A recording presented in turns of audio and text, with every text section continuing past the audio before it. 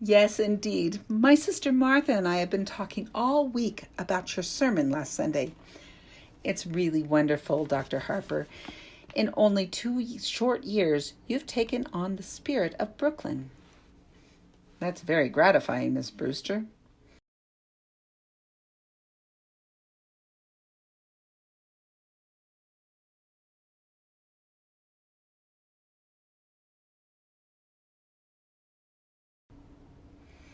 You see, living here next to the church all our lives, we've seen so many ministers come and go. The spirit of Brooklyn, we always say, is friendliness, and your sermons are not so much sermons as friendly talks. Personally, I've always enjoyed my talks with Cardinal Gibbons. Or have I met him yet? No, dear, not yet. Are the biscuits good? Bully. Won't you have another biscuit, Dr. Harper? Oh no, I'm afraid I'll have no appetite for dinner now. I always eat too many of your biscuits, just to taste that lovely jam.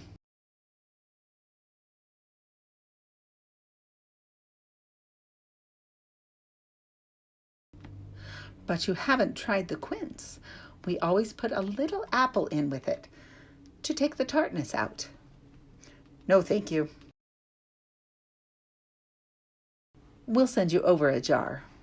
No, you keep it here so I can be sure of having your biscuits with it.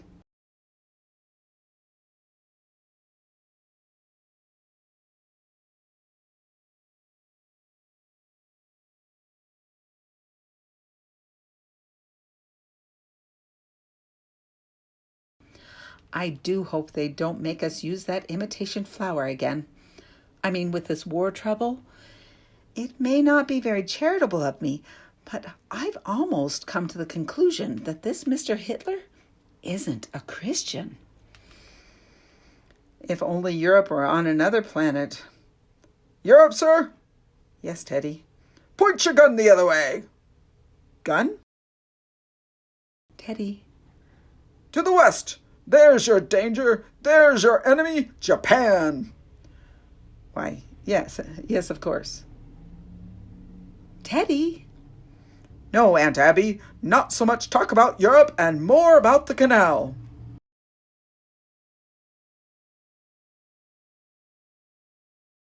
Well, let's not talk about war. Will you have another cup of tea, dear? No, thank you, Aunt Abby. Dr. Harper? No, thank you. I must admit, Miss Abby, that war and violence seem far removed from these surroundings. It is peaceful here, isn't it? Yes, peaceful. The virtues of another day. They're all here in this house. The gentle virtues that went out with candlelight and manners and low taxes.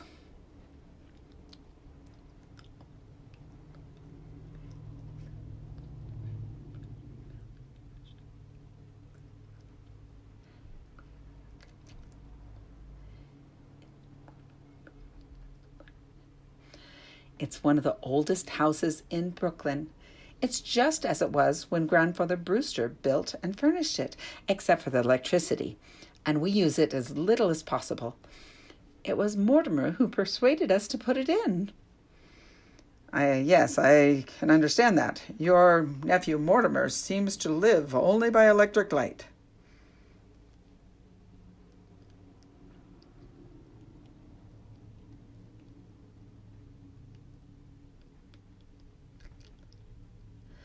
The poor boy has to work so late. I understand he's taking Elaine with him to the theater again tonight. Teddy, your brother Mortimer will be here a little later. Delighted.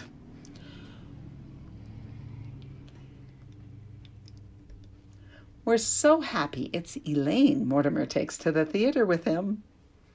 Well, it's a new experience for me to wake up until 3 o'clock in the morning for my daughter to be brought home.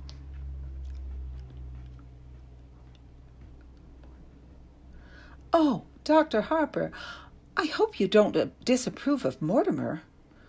Well,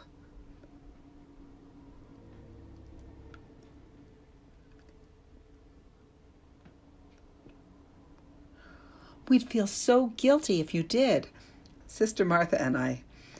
I mean, since it was here in our home that your daughter met Mortimer. Of course, Miss Abby. And so I'll say immediately that I believe Mortimer himself to be quite a worthy gentleman. But I must also admit that I have watched the growing intimacy between him and my daughter with some trepidation. For one reason, Miss Abby. You mean his stomach, Dr. Harper? Stomach?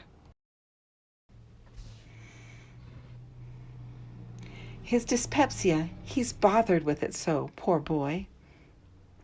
No, Miss Abby, I'll be frank with you. I'm speaking of your nephew's unfortunate connection with the theater.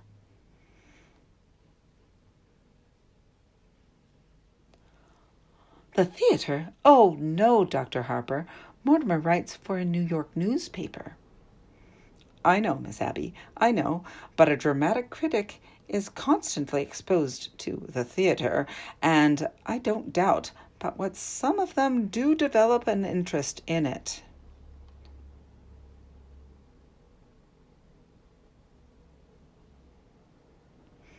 Well, not Mortimer. You need have no fear of that. Why, Mortimer hates the theater. Really?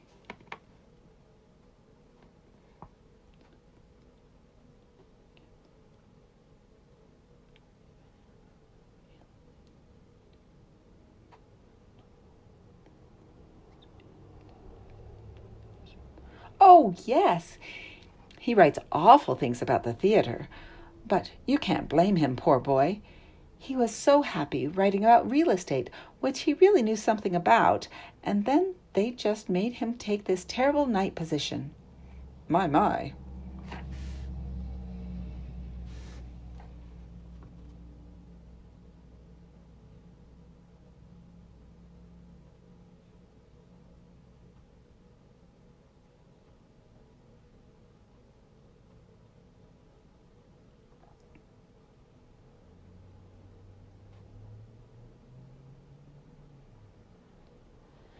But as he says, the theater can't last much longer anyway, and in the meantime it's a living.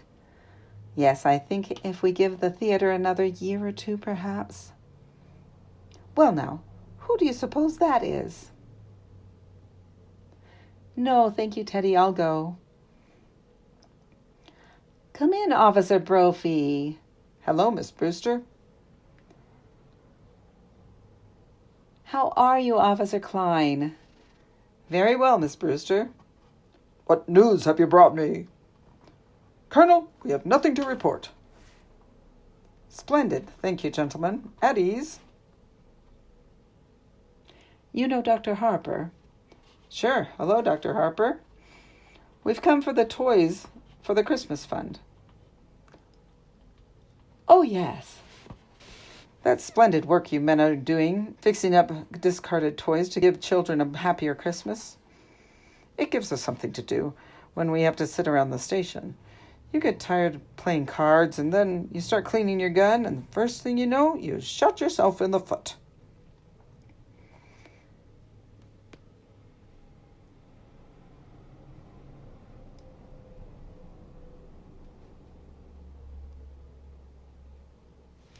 Teddy, go upstairs and get that big box from your Aunt Martha's room.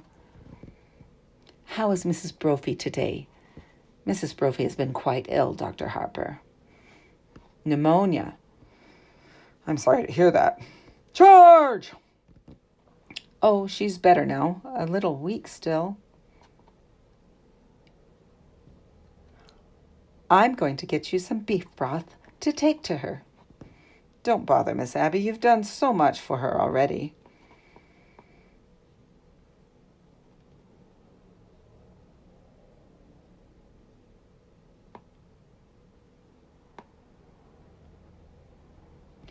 We made it this morning. Sister Martha is taking some to poor Mr. Benitsky right now. I won't be a minute. Sit down and be comfortable, all of you. Cut to page 11. I just took some to a poor man who broke ever so many bones. Oh, you're back, Martha. How was Mr. Benitsky? Well, dear, it's pretty serious, I'm afraid. The doctor was there. He's going to amputate in the morning. Can we be present? No, I asked him, but he says it's against the rules of the hospital. You couldn't be of any service, and you must spare yourself something.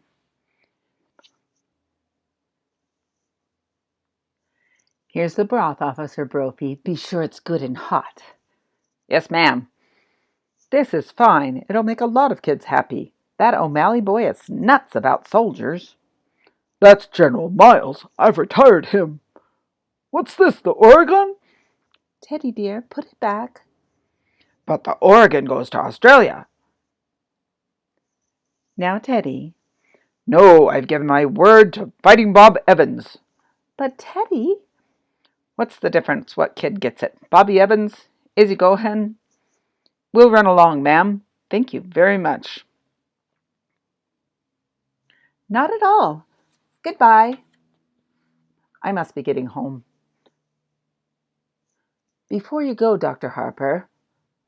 Charge! Charge the blockhouse! The blockhouse? The stairs are always San Juan Hill. Have you ever tried to persuade him that he wasn't Teddy Roosevelt? Oh, no. He's so happy being Teddy Roosevelt.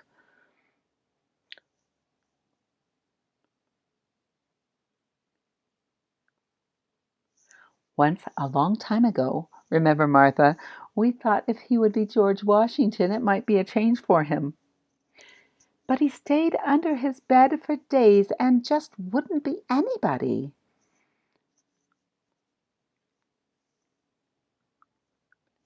And we'd so much rather he'd be Mr. Roosevelt than nobody. Well, if he's happy, and what's more important, you're happy. You'll see that he signs these. What are they?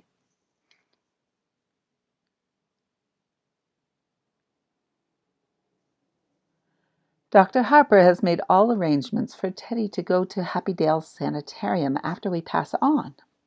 But why should Teddy sign any papers now? It's better to have it all settled. If the Lord should take you away suddenly, perhaps we couldn't persuade Teddy to commit himself, and that would mean an unpleasant legal procedure. Mr. Witherspoon understands they're to be filed away until the time comes to use them. Mr. Witherspoon? Who's he? He's the superintendent of Happydale.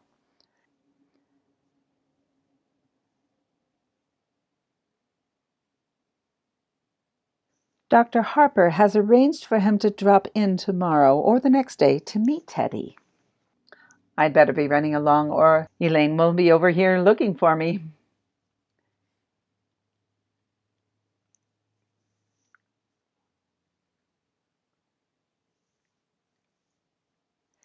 Give our love to Elaine. And Dr. Harper, please don't think harshly of Mortimer because he's a dramatic critic. Somebody has to do those things. Did you just have tea? Isn't it rather late?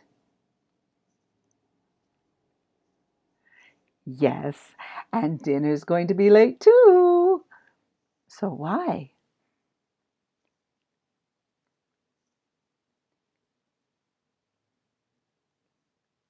Teddy, good news for you. You're going to Panama and dig another lock for the canal.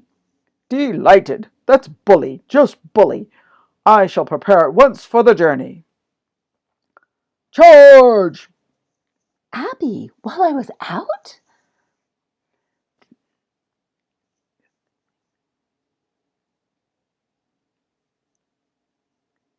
Yes, dear. I just couldn't wait for you. I didn't know when you'd be back, and Dr. Harper was coming. But all by yourself? Oh, I got along fine. I'll run right downstairs and see. Oh, no, there wasn't time, and I was all alone. Well?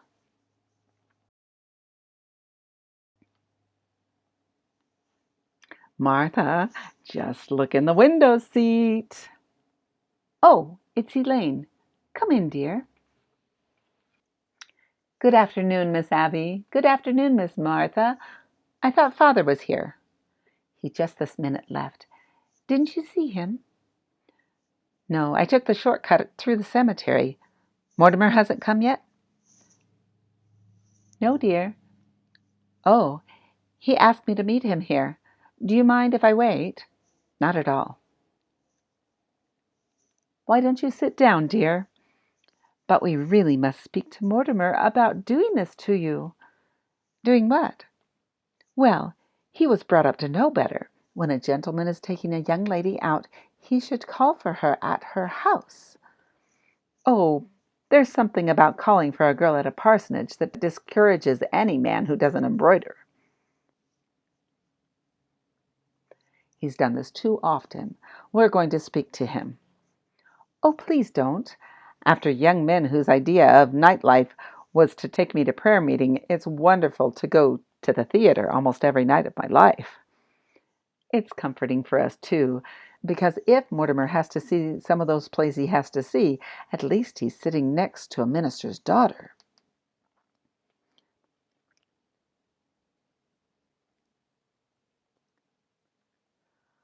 My goodness, Elaine, what you must think of us not having tea cleared away by this time. Cut to the bottom of page 15. I didn't know this was still being done, even in Brooklyn. Hello, Mortimer. Hello, Aunt Abby. How are you, dear? All right. And you look well. You haven't changed much since yesterday.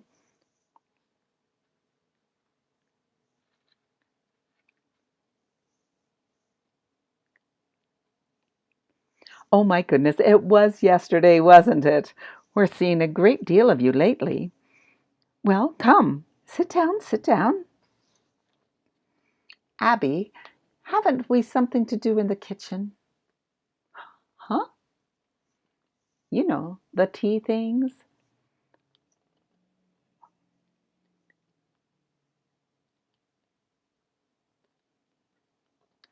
Oh, yes, yes, the tea things. Well, you two just make yourselves at home. Just make yourself at home. Cut to the middle of page 19. I don't know. He wanted to become a surgeon like grandfather, but he wouldn't go to medical school first, and his practice got him into trouble. Aren't you two going to be late for the theater? We're skipping dinner. We won't have to start for half an hour.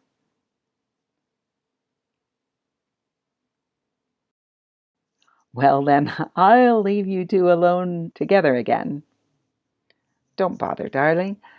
I'm going to run over to speak to Father. Before I go out with you, he likes to pray over me a little. I'll be right back. I'll cut through the cemetery. If the prayer isn't too long, I'd have time to lead you beside distilled waters.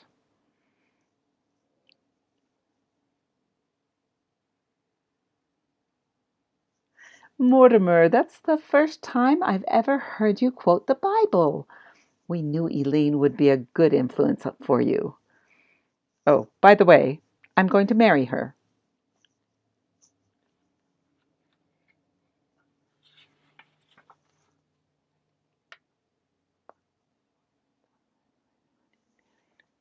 What? Oh, darling! Martha! Martha! Come right in here. I've got the most wonderful news for you. Mortimer and Elaine are going to be married. Married? Oh, Mortimer! We hoped it would happen just like this. Well, Elaine must be the happiest girl in the world. Happy? Just look at her leaping over those gravestones. Say, what's that? What's what, dear? See that statue there?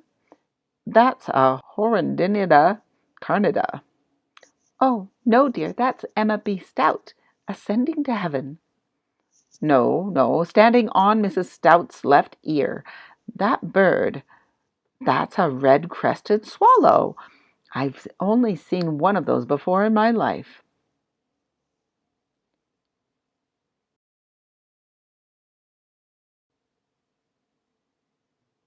I don't know how you can be thinking about a bird right now. What with Elaine and the engagement and everything. It's a vanishing species. Thoreau was very fond of them. By the way, I left a large envelope around here last week. It was one of the chapters on my book on Thoreau. Have you seen it? Well, if you left it here, it must be here somewhere.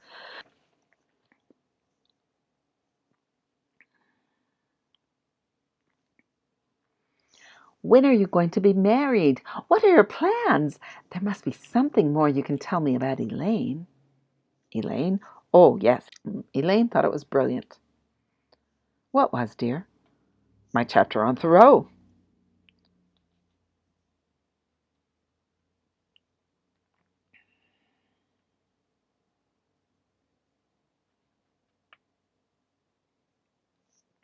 Well, when Elaine comes back, I think we ought to have a little celebration. We must drink to your happiness. Martha, isn't there some of that Lady Baltimore cake left? Oh, yes. And I'll open a bottle of wine. Oh, and to think it happened in this room. Now, where could I have put that?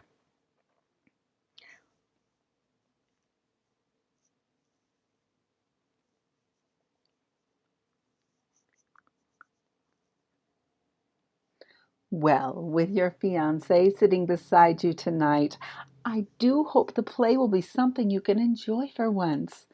It may be something romantic. What's the name of it? Murder Will Out. Oh, dear! When the curtain goes up, the first thing you'll see will be a dead body. Aunt Abby! Yes, dear. Were you going to make plans for Teddy to go to that sanitarium, Happydale?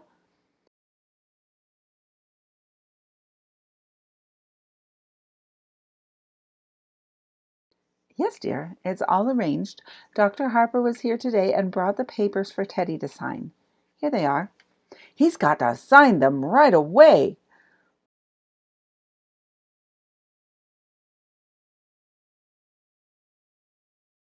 That's what Dr. Harper thinks. Then there won't be any legal difficulties after we pass on.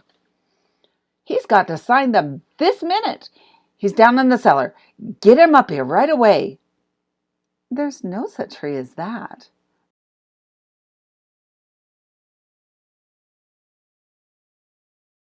No, when Teddy starts working on the canal, you can't get his mind on anything else.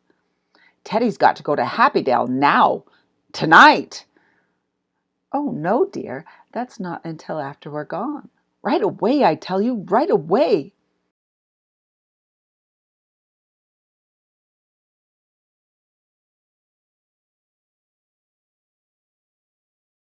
Why, Mortimer, how can you say such a thing?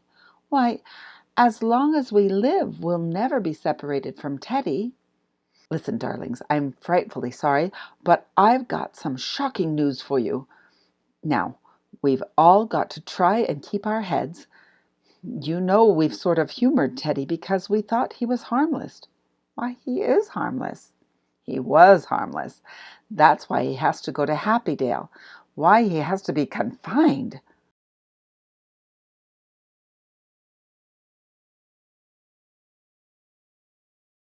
Mortimer, why have you suddenly turned against Teddy? Your own brother. You've got to know sometime. It might as well be now. Teddy's killed a man. Nonsense, dear. There's a body in the window seat. Yes, dear, we know. You know? Yes, of course, dear, but it has nothing to do with Teddy.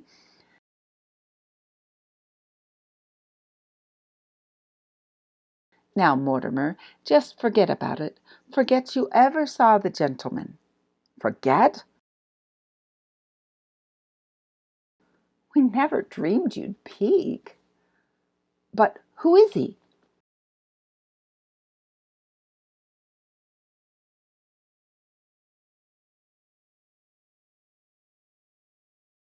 His name's Hoskins, Adam Hoskins. That's really all I know about him, except that he's a Methodist. That's all you know about him? Well, what's he doing here? What happened to him? He died. Aunt Martha, men just don't get into window seats and die. No, he died first. Well, how?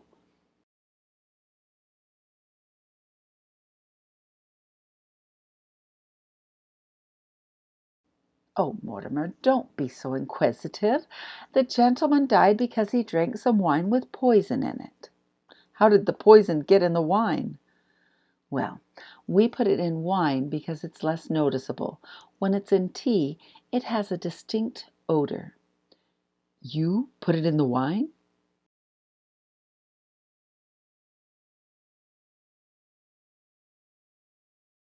Yes, and I put Mr. Hoskins in the window seat because Dr. Harper was coming. So you knew what you'd done? You didn't want Dr. Harper to see the body?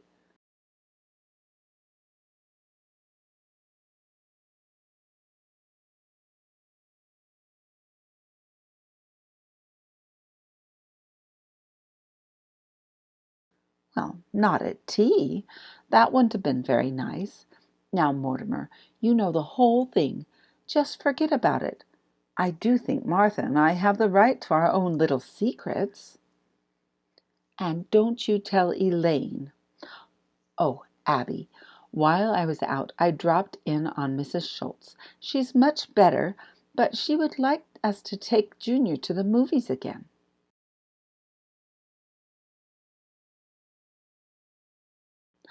Well, we must do that tomorrow, or the next day. Yes, but this time we'll go where we want to go. Junior's not going to drag me into another one of those scary pictures. City desk? Hello, Al? Do you know who this is? Yeah, that's right. Say, Al, when I left the office, I told you where I was going, remember? Well, where did I say? Uh-huh. Well, it would take me about a half an hour to get to Brooklyn. What time have you got? That's right. I must be here. Aunt Abby, Aunt Martha, come in here. What are we going to do? What are we going to do? What are we going to do about what, dear? There's a body in there. Yes, Mr. Hoskins.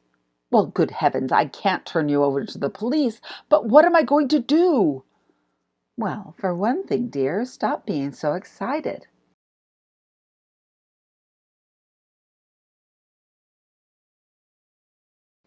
And for pity's sake, stop worrying. We told you to forget the whole thing. Forget? My dear Aunt Abby, I can't I make you realize that something has to be done?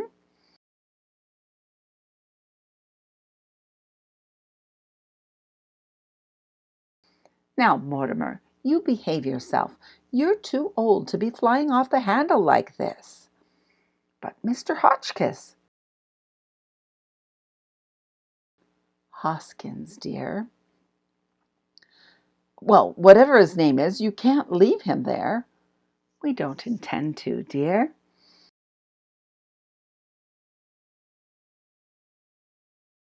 No, Teddy's down in the cellar now digging the lock. You mean you're going to bury Mr. Hotchkiss in the cellar? Oh, yes, dear. No! That's what we did with all the others. You can't bury Mr. Others? The other gentlemen. When you say others, do you mean others? More than one others? Oh, yes, dear. Let me see. This is 11. Isn't it, Abby?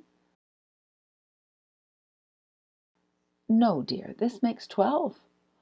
Oh, I think you're wrong, Abby. This is only 11.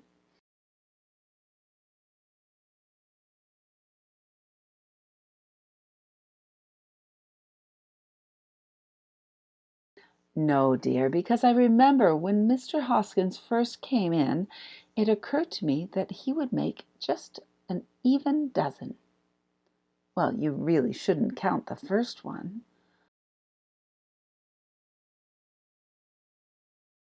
Oh, I was counting the first one. So that makes it 12. Hello? Hello? Oh, Al! My, it's good to hear your voice. Well, anyway, they're all down in the cellar. Shh! Oh, no, Al. I'm sober as a lark. I just called you because I was feeling a little pirandello. You wouldn't know, Al. Look, I'm glad you called. Get a hold of George right away. He's got to review the play tonight. I can't make it. No, Al, you're wrong. I'll tell you about it tomorrow. Well, George has got to cover the play tonight. This is my department and I'm running it. You get a hold of George. Now let's see. Where were we? 12! Yes, Abby thinks we ought to count the first one, and that makes 12. All right. Now, who was the first one?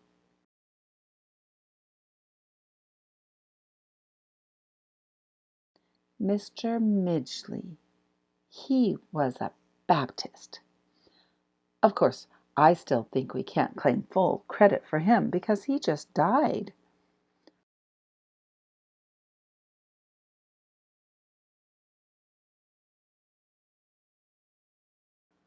Martha means without any help from us. You see, Mr. Midgley came here looking for a room. It was right after you moved to New York.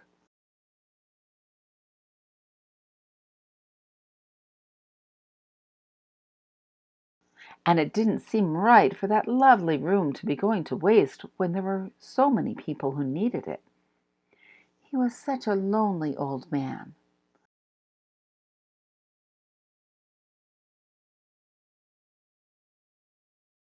All his kith and kin were dead, and it left him so forlorn and unhappy.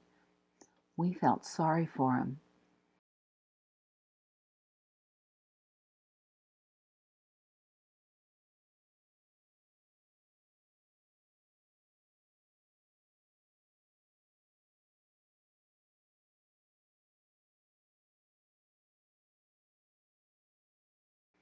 And then, when his heart attack came and he sat dead in that chair, looking so peaceful, remember, Martha, we made up our minds then and there that if we could help other lonely old men to that same peace, we would.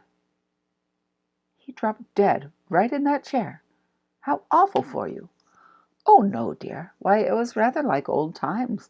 Your grandfather always used to have a cadaver or two around the house. You see, Teddy had been digging the Panama, and he thought Mr. Midgley was a yellow fever victim. That meant he had to be buried immediately. So we all took him down to Panama and put him in the lock. Now, that's why we told you not to worry about it, because we know exactly what's to be done. And that's how all this started. That man walking in here and dropping dead.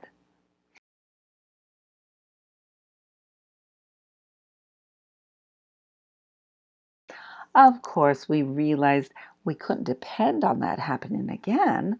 So, you remember those jars of poison that have been up on the shelves in Grandfather's laboratory all these years?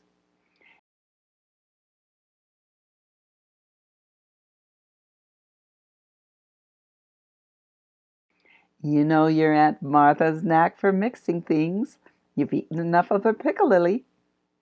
Well, dear, for a gallon of elderberry wine, I take 1 teaspoon of arsenic and then add half a teaspoon of strychnine and just a pinch of cyanide. Should have quite the kick.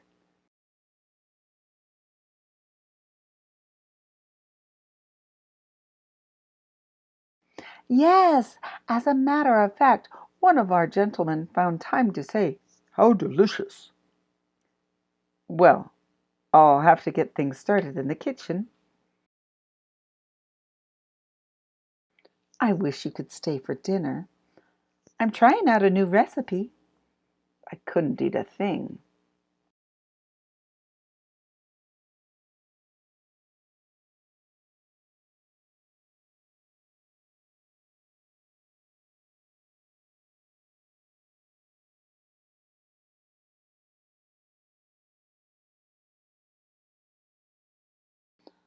I'll come and help you, dear. Well, I feel so much better now. Oh, you have to wait for Elaine, don't you? How happy you must be. Well, dear, I'll leave you alone with your thoughts. Cut to the bottom of page 28. Hello! Hello, Al!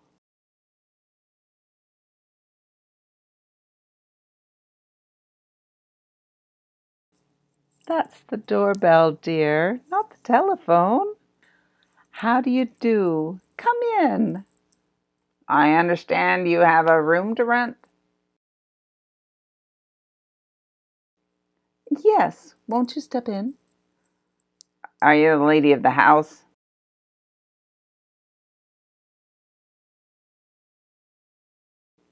Yes, I'm Miss Brewster, and this is my sister, another Miss Brewster. My name is Gibbs.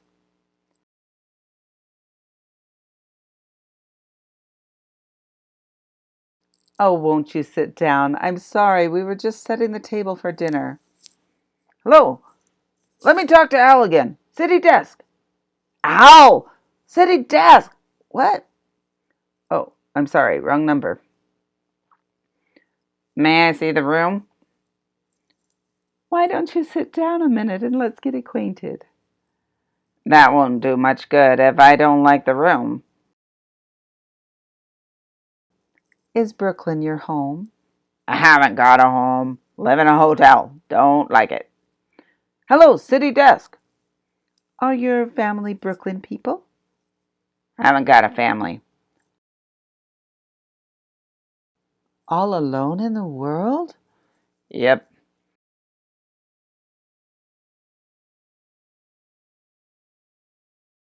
Well, Martha.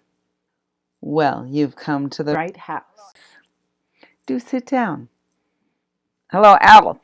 More. We got cut off. Al, I can't cover the play tonight. That's all there is to it. I can't. What church do you go to? What's George doing in Bermuda? There's an Episcopal church practically next door. Nah, I'm Presbyterian. Used to be. Certainly, I told him to go to Bermuda. It's my department, isn't it? Well, you've got to get somebody. Who else is there in the office? Is there always so much noise? Oh, he doesn't live with us. There must be somebody around the place. Look, Al, how about that office boy? You know, the bright one? The one we don't like? Well, you look around the office. I'll hold on. I'd really like to see the room.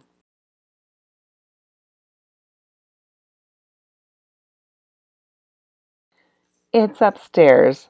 Won't you try a glass of our wine before we start up? Never touch it. We make it ourselves. It's elderberry wine. Elderberry wine? Huh. Haven't tasted elderberry wine since I was a boy. Thank you. Well, there must be some printers around. Look, Al, the fellow who sets my copy. He ought to know about what I write. His name's Joe. He's the third machine from the left. But Al, he might turn out to be another Burns Mantle. Do you have your own elderberry bushes? No, but the cemetery is full of them. No, I'm not drinking, but I'm going to start now. Do you serve meals?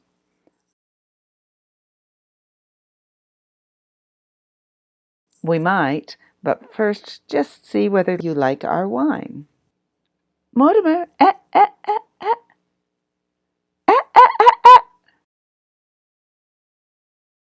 Mortimer, not that. Get out of here! Do you want to be poisoned? Do you want to be killed? Do you want to be murdered?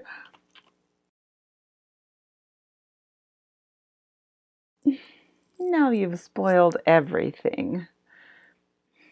You can't do things like that. I don't know how to explain this to you, but it's not only against the law, it's wrong. It's not a nice thing to do. People wouldn't understand. He wouldn't understand. Abby, we shouldn't have told Mortimer. What I mean is, well, this has developed into a very bad habit.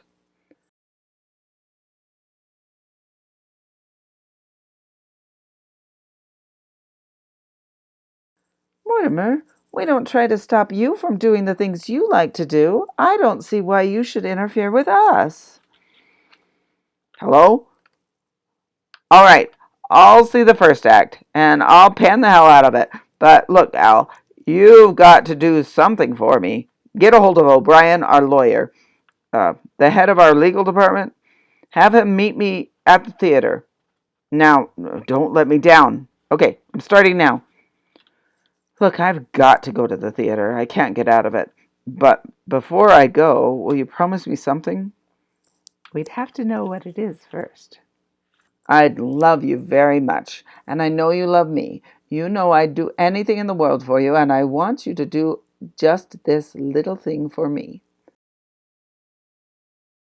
What do you want us to do?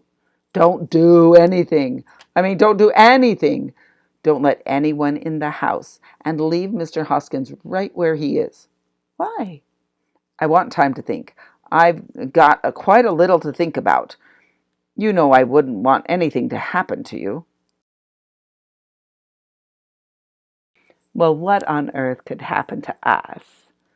Anyway, you'll do this for me, won't you?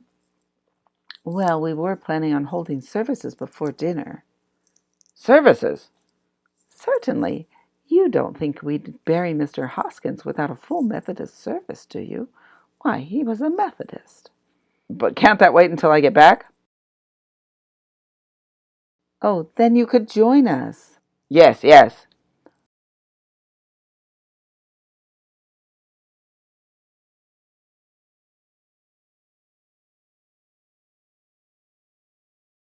Oh, Mortimer, you'll enjoy the services, especially the hymns. Remember how beautifully Mortimer used to sing in the choir before his voice changed? And remember, you're not going to let anyone in the house while I'm gone. It's a promise. Well,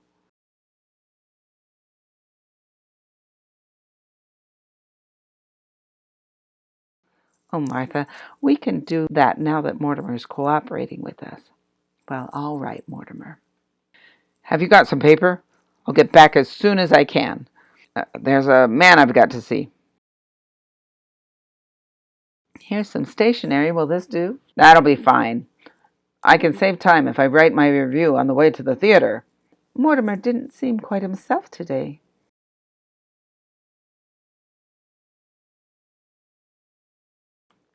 Well, that's only natural. I think I know why. Why?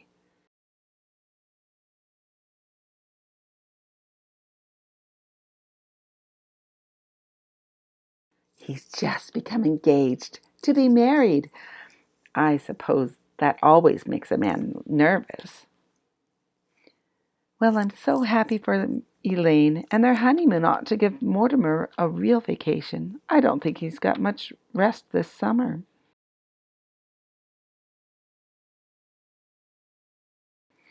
Well, at least he didn't go kiting off to China or Spain. I could never understand why he wanted to go to those places.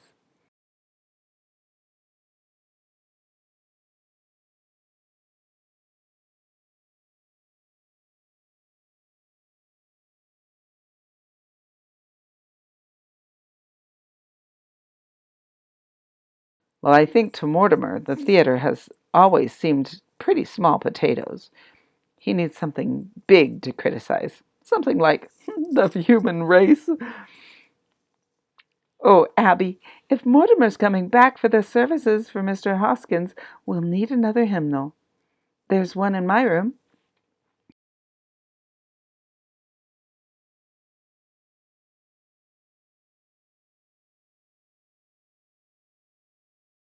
You know, dear, it's really my turn to read the services, but since you weren't here when Mr. Hoskins came, I want you to do it. That's very nice of you, dear, but are you sure you want me to? It's only fair. Well, I think I'll wear my black bombazine and Mother's old brooch. Ding dong. I'll go, dear. We promised Mortimer we wouldn't let anyone in.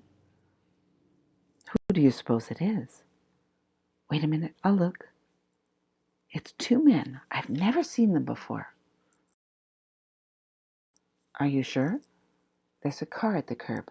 They must have come in that. Let me look. Do you recognize them?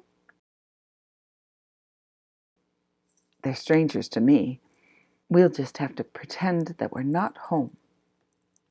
Cut to the bottom of 34. As though we were expected. A good omen. Who are you, and what are you doing here? Why, Aunt Abby, Aunt Martha, it's Jonathan. You get out of here. I'm Jonathan, your nephew Jonathan.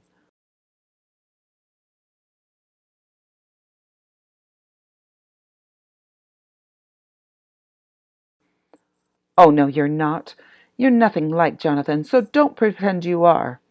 Just get out of here. But I'm Jonathan, and this is Dr. Einstein.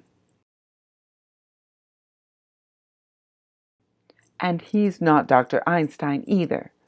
Not Dr. Albert Einstein, Dr. Herman Einstein.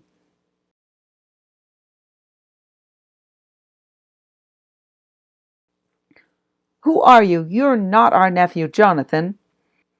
I see you're still wearing the lovely garnet ring that Grandma Brewster bought you in England. And you, Martha, still the high collar, to hide the scar where grandfather's acid burned you. His voice sounds like Jonathan's. Have you been in an accident? No, my face. Dr. Einstein's responsible for that. He's a plastic surgeon. He changes people's faces. But I've seen that face before. Abby, remember when we took the little Schultz boy to the movies and I was so frightened? It was that face. Easy, Johnny, easy. Don't worry, ladies. The last 5 years I give Johnny 3 new faces.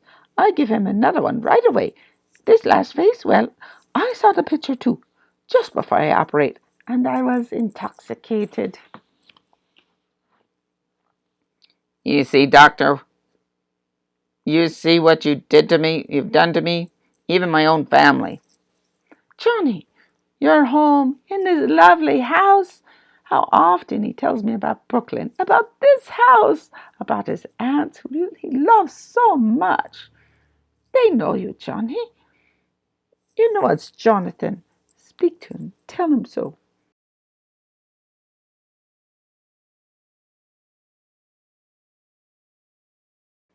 Well, Jonathan, it's been a long time. What have you been doing all these years?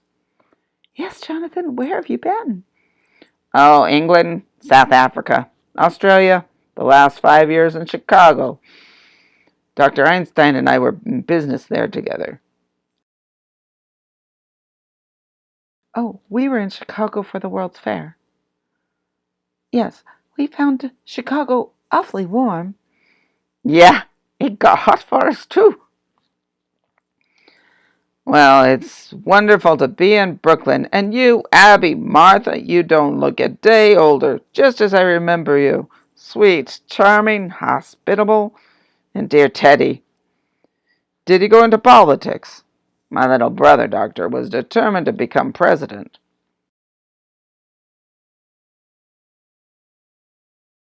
Oh, Teddy's fine, just fine, and Mortimer's well, too.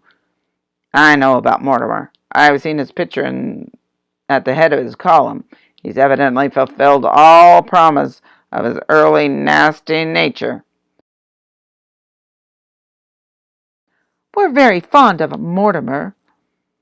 Well, Jonathan, it's very nice to have seen you again. Bless you, Aunt Martha. It's good to be home again.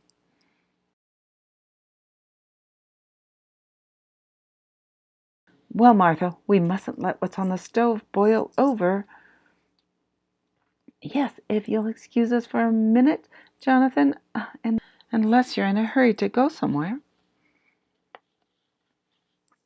Cut to the bottom of page 37. Johnny, I go eat first. I'm hungry. I'm weak.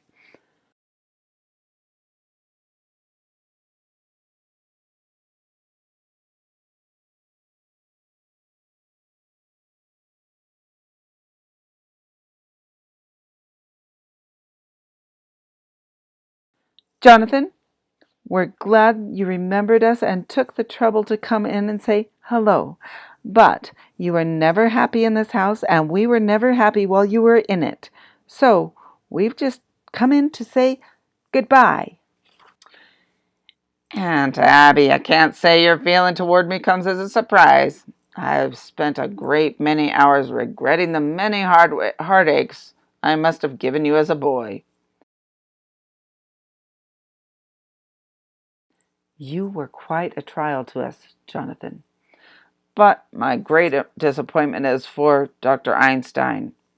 I promised him that no matter how rushed we were in passing through Brooklyn, I'd take the time to bring him here for one of Aunt Martha's home-cooked dinners. Oh,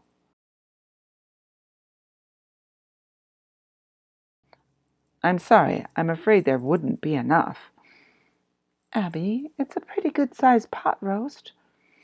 Pot roast! I think the least we can do is to... Thank you, Aunt Martha. We'll stay to dinner. Well, we'll hurry it along. Yes.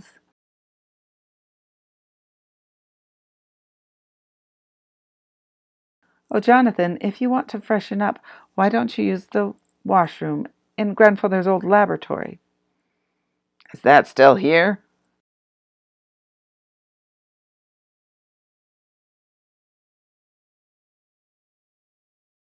Oh, yes, just as he left it. Well, I'll help Martha get things started, since we're all in a hurry.